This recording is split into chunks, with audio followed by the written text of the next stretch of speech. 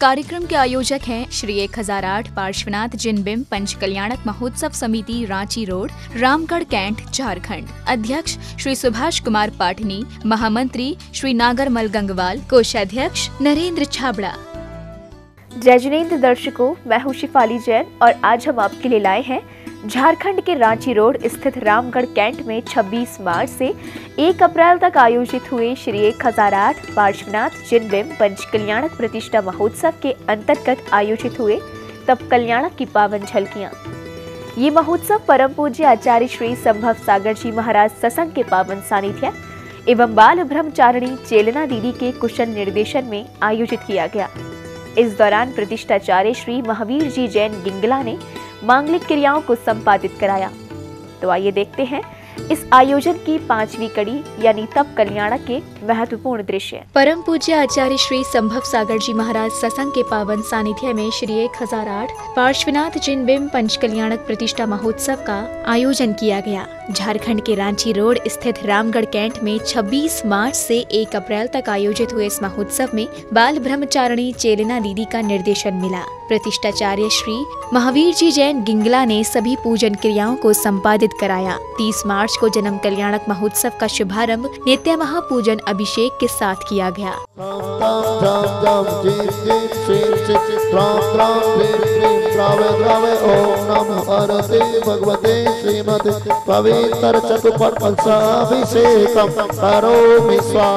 पांडुशिला पर विराजमान प्रभु की अष्टधातु से निर्मित जिन प्रतिमाएं अति आकर्षित लग रही थी। शुद्ध मंत्रोच्चारण के साथ सौभाग्यशाली श्रावकों ने प्रभु की शांति धारा की। शांति धारा करते हुए श्रावक श्रेष्ठ ही प्रभु से विश्व शांति की कामना कर रहे थे।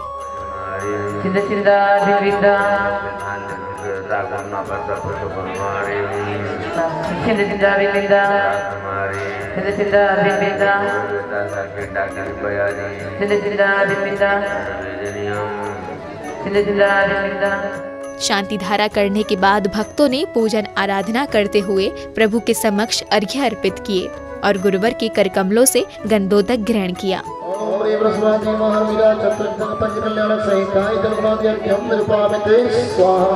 वर्तमान के शासक नायक श्री महावीर जिनेंद्राय नमः।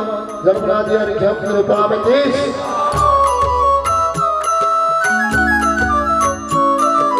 एक और जहां श्रावक श्रेष्ठी उच्चारित मंत्रों के साथ विधान पूजन करते हुए अष्टद्रव्यों के साथ अर्घ्य समर्पित कर रहे थे, तो वहीं कुछ भक्त भक्ति से ओतप्रोत होकर संगीत की लहरियों पर भक्ति नृत्य करते दिखे। लाएगी लाएगी लाएगी भक्ति हमारी रंग लाएगी, मेरा मन कहता है।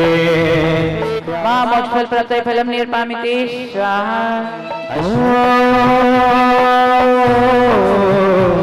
विधि छेके विधाये साधु तरस जाने भंडार समता है राधु।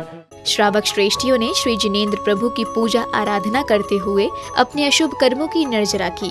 इस दौरान सभी संगीत की मधुर लहरियों के मध्य झूमते हुए भक्ति में सराबोर नजर आए। कोई पिछले जन्म के अच्छे कर्म मुझे जैनी कुल परिवार मिला। कोई पिछले जन्म के अच्छे कर्म या में देवी हजारिया में जन्मे प्रभु जी। भक्ति का अरे भक्ति का उत्सव मनाए रहे रे, पंचे कल्याण आए गयो रे। आनंद और भक्ति से भरी इस पावन बेला में श्रद्धालुओं ने मंडल पर श्रीफल सहित अर्घ्य भी चढ़ाए। ओम ह्रीं जन्म कल्याणक तत्त्वविंशति तीर्थंकरेभ्यो नमः। ओम ह्रीं भूकर्ण एकादश्यां जन्म कल्याण प्राप्त पार्श्वनाथ जिनेंद्राय नमः। शांति शांतिधारा दिव्य परिपुष्पांजलि क्षिपे इति मंगलार्थ मंगलोदानं करोमि स्वाहा। पूजन के पश्चात इंद्र इंद्राणियों ने प्रतिष्ठाचार्य जी के मार्गदर्शन में विधि पूर्वक पार्श्व प्रभु की अन्नप्राशन की प्रक्रिया को संपन्न किया। इसको चखेगा बाबा तू, भक्ति में झूमेंगे मैं और तू, भक्ति में झूमे आज मैं और तू।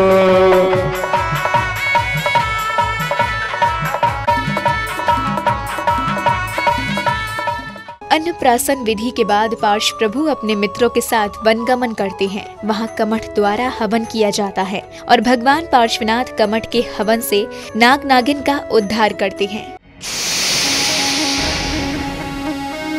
तभी एक नाग नागिन का जोड़ा करने लगा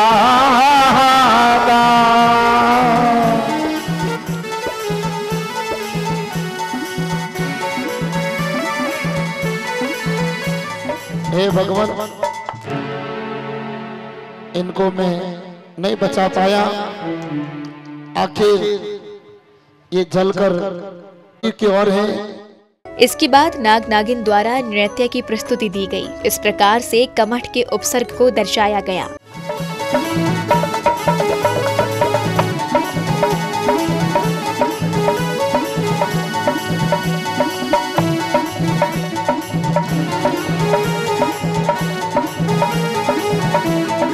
ये वही कल्याण मंत्र है कि यदि किसी भी समय पर कोई भी कार्य करते हुए, जागते हुए, सोते हुए जो इनका जाप करता है उसका कल्याण हो जाता है। इस मंगल अवसर पर पुण्यशाली श्रावक श्राविकाओं ने परम पूज्य आचार्य श्री संभव सागर जी महाराज का पाद प्रक्षालन किया और उनके चरणों में श्रीफल चढ़ाकर आशीष ग्रहण किया। ओम ह्रीं ह्रूं आचार्य श्री संभव सागर जी गुरुदेव सत्संग साक्षात विराजमान है, जिनके चरण कमल को बारंबार नमस्कार हो। जलादि अर्घ्यम निरपामिते स्वाहा। गुरु आशीष प्राप्त करने के बाद महोत्सव समिति ने समारोह में आगंतुक अतिथियों का स्वागत सत्कार किया। स्वागत सम्मान के पश्चात परम पूज्य आचार्य श्री संभव सागर जी महाराज ने भक्तों को अभिभूत करते हुए मोक्ष का मार्ग बताया। यहाँ से कोई आत्मा नरक में जाने वाला नहीं है। कहाँ यहाँ जो बैठे इनकी बात बोल रहा हूँ। जो नरक में जाने वाला आएगा नहीं। किसी को हॉस्पिटल में पड़ा है, किसी का भाव झगड़े में है, किसी का कुछ और उपद्रव है, कुछ ना कुछ वो पाप कर्म को दे से वो छाते हुए भी पंच कल्याण में आ नहीं सकता है। गुरुवर के प्रवचन उपरांत बनारस नगरी का दरबार लगाया गया, जहां महाराज अश्वसेन अपने मंत्री और सेनापति से राज्य व्यवस्था और सैन्य व्यवस्था की जानकारी प्राप्त करते हैं। मानो ऐसा प्रतीत होता है कि यह बनारस नगर मनुष्य लोक नहीं स्वर्ग लोक है। हमेशा ही लोग तत्व चर्चा कर रहे हैं, साधु वंदना कर रहे हैं और अपनी नित्य दैनिक दिनचर्या को पूरा करते हुए प्रभु का स्मरण करते हुए अपना दिन व्यतीत कर रहे हैं। यहाँ पर आपके नियम और आपके शासन का पालन करते हुए सभी टुकड़ियां ऐसी जगहों पर तैनात हैं जो अपने राज्य की सीमा में रहते हैं। उन्हें किसी प्रकार का कोई कष्ट नहीं है। इस दौरान महाराज अश्वसेन के मन में राजकुमार पारस को युवराज पद देने के विचार आते हैं। महाराज के ऐसे नेक विचारों की सौधर्म इंद्र सहित सभी सभासद प्रशंसा करते हैं और राजकुमार पारस को युवराज घोषित किया जाता है। आपके पुत्र पारस कुमार हैं, वो तो पूरी दुनिया में वैसा किसी का पुत्र हो ही नहीं सकता। इतना सर्वगुण संपन्न पुत्र है, इसलिए बिल्कुल राजन आपने बिल्कुल सही सोचा है और समय पे बिल्कुल सही सोचा है। ऐसे योग्य पुत्र को युवराज का पद। सौधर्म इंद्र, आपके विचार अति उत्तम है। राजन की जय हो, राजन की जय हो। और आज से बनारस के महाराजा अश्वसेन के साथ युवराज पद पर पारसनाथ की घोषणा हुई। बोले युवराज पारसनाथ की।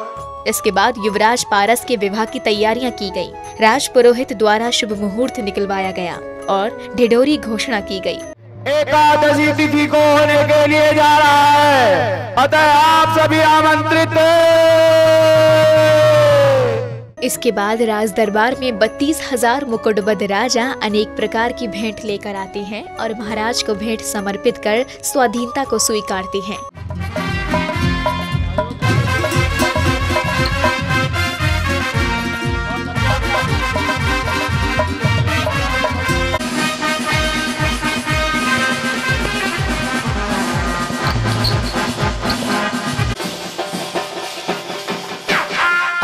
इसके साथ ही अष्टकुमारियां राज्याभिषेक के लिए क्षीर सागर से जल कलश भरकर लेकर आती हैं। इसके बाद नृत्यांगना द्वारा एक भव्य सम्मान नृत्य की प्रस्तुति दी गई, जिस नृत्य को देखने के बाद युवराज पारस को वैराग्य के भाव जागे।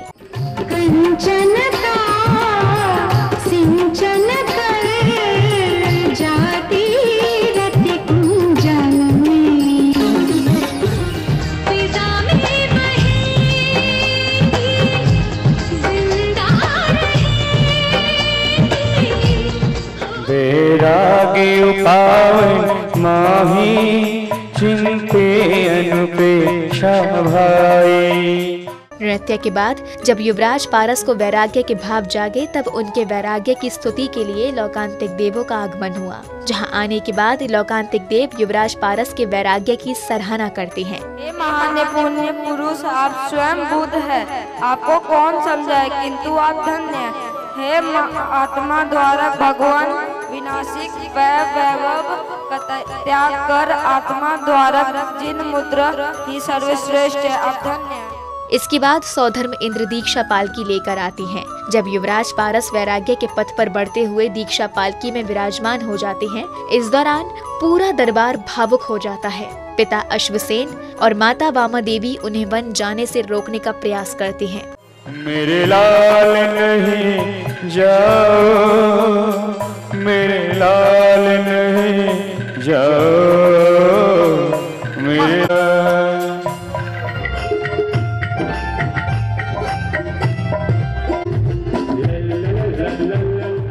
लेकिन फिर भी युवराज पारस संसार के मोहमाया और स्वार्थ को त्यागते हुए वन की ओर बढ़ते हैं और उनकी दीक्षा पालकी उठाने को लेकर देवताओं और मनुष्यों में संवाद होता है, जिसका निस्तारण करते हुए आचार्य श्री संभव सागर जी महाराज प्रथम अवसर मनुष्यों को देते हैं। वास्तव में पालकी उठाने का अधिकार और ले जाने का अधिकार है, लेकिन संयम धारण सौधर्मेंद्र आदि कोई भी जीव इस पर्याय में धारण नहीं कर सकता। लेकिन राजकुमार पार्श्वनाथ के साथ में जो पालकी उठाने वाले हैं वो भी वैराग्य धारण करेंगे, संयम धारण करेंगे। इसलिए तो जो संयम धारण कर देगा उसको पहले पालकी उठाने का अधिकार है। मनुष्य युवराज पारस की दीक्षा पालकी उठाकर वन की ओर गमन कर जाते हैं। वन पहुंच जाने के बाद दीक्षा वृक्ष के नीचे आचार्य श्री के करकमलों द्वारा दीक्षा विधि संपन्न कराई गई। प्रभु पार्श्वनाथ को गुरुवर द्वारा नवीन पिच्छी एवं कमंडल भेंट किए गए। ओम भगवान यह सुरेंद्र विचित चंद्रकांत शिला स्थापनम करोमि स्वाहा। ओम राम ह्रीं रोम राम पवित्र जलेन शिला शुद्धिं करोमि स्वाहा। ओम नमो भगवते हरते सत्य सामय प्रपराय वस्त्राभूषणं मपनयामि स्वाहा। गुणोपेदमिदं पिच्चिक उपकरणं ग्रहण ओम ह्रीं यरति सत्सव संस्कार स्फुर्तो ओम ह्रीं यरति सतवीर सत्व संस्कार स्फुर्तो।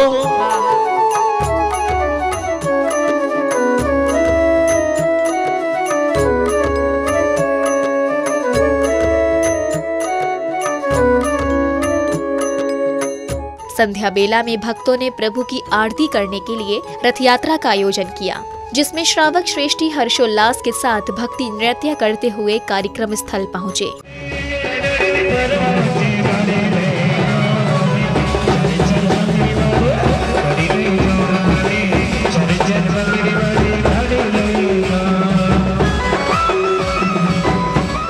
यहाँ पहुँचने के बाद भक्तों ने प्रभु की आरती उतारी। मंगल दीपकों से प्रभु की आरती करते हुए प्रत्येक भक्त प्रभु भक्ति में सराबोर था। संगीत की मधुर लहरियों पर सभी नृत्य कर रहे थे।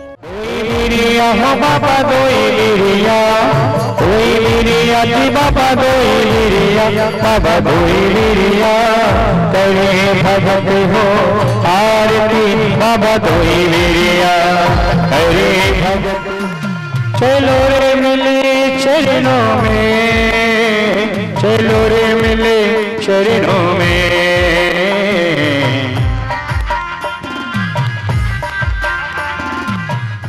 आरती के बाद शास्त्र स्वाध्याय का आयोजन हुआ, जिसमें बाल ब्रह्मचारिणी चेलना दीदी ने भक्तों का मार्गदर्शन करते हुए मनुष्य योनि को सर्वश्रेष्ठ बताया। मनुष्य पर्याय में आपने आज देखा सौधर में इंद्र सारी क्रिया करते हैं, गर्भ कल्याण की, जन्म कल्याण की आदि अनेकों क्रिया उसमें करते हैं। परंतु जब भगवान को वैराग्य होता है, जब पालकी उठाने की बात आती है, तो इंद्र लोगों को पीछे करते हैं। कौन? मनुष्य लोग के। क्योंकि मनुष्य सम्यक दर्शन के साथ में संयम को धारण कर सकता है। सम्यक दर्शन तो चारों गति में होता है, परंतु संयम मनुष्य गति और तिर्यंच गति में संयम होता है। मनुष्य चाहे तो सकल संयम को धारण करके मोक्ष जा सकता है, और तिर्यंच एक देश संयम को धारण करता है। इसके बाद महिला मंडल ने नृत्यमयी मंगलाचरण के साथ सांस्कृतिक कार्यक्रमों की शुरुआत की।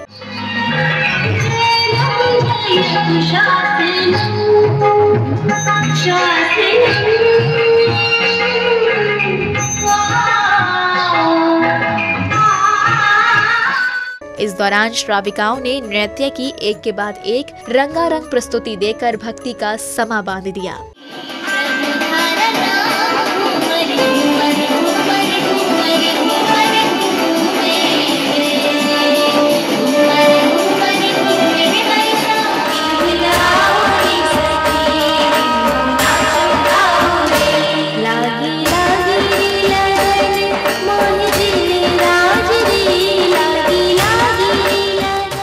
सांस्कृतिक कार्यक्रम के अंतर्गत कलाकारों द्वारा कमठ और मरुभूति के दृष्टांत पर आधारित ज्ञानवर्धक नाटक का मंचन भी किया गया। नन है माटी मेरे देश की, चंदन है माटी मेरे देश की। आजा आजा आजा, छोड़ दीजिए मुझे माफ कर दीजिए। मैं सुबह होते ही अपने घर चली जाऊंगी। कैसे जाएगी? जब मैं जाने दूंगा तब जाएगी ना। राज भी लो पाठ भी लो, ऐ पिता मेरे प्रिय, हम तो बन को चल दिए, हम तो बन को चल दिए। तुम हमें छोड़कर नहीं जा सकते हो, नहीं जा सकते हो। कम से कम मेरी तरफ ना तो अपनी इस माँ की तरफ देखो। यदि तुम छोड़कर चले गए तो इसकी आंखें रोते रोते बंद हो जाएंगी और महलों से अपना माथा फोड़ फोड़ कर मर जाएगी, फोड़ फोड़ कर मर जाएगी। दर्शकों, भी आप देख रहे थे झारखंड के रांची रोड स्थित रामगढ़ कैंट में 26 मार्च से 1 अप्रैल तक सानंद संपन्न हुए श्री 1008 पार्श्वनाथ जिनबिंब पंच कल्याणक प्रतिष्ठा महोत्सव की 5वीं कड़ी में तप कल्याणक के मनोहारी पल। महोत्सव परम पूज्य आचार्य श्री संभव सागर जी महाराज सत्संग के पावन सानिध्य में आयोजित किया गया। तो दर्शकों, आज के लिए बस इतना ही। कल हम आपको दिखाएंगे ज्ञान कल्याण के भक्तिमय दृश्य। इसी मंगल भावना के साथ मुझे दीजिए आज्ञा और आप देखते रहिए जिनवाड़ी चैनल। जय जिनेंद्र। इस कार्यक्रम के आयोजक थे श्री 1008 पार्श्वनाथ जिनबिंब पंच कल्याणक महोत्सव समिति, रांची रोड, रामगढ़ कैंट, झारखंड। अध्यक्ष श्री सुभाष कुमार पाटनी, महामंत्री श्री नागरमल गंगवाल, कोषाध्यक्ष नरेंद्र छाबड़ा।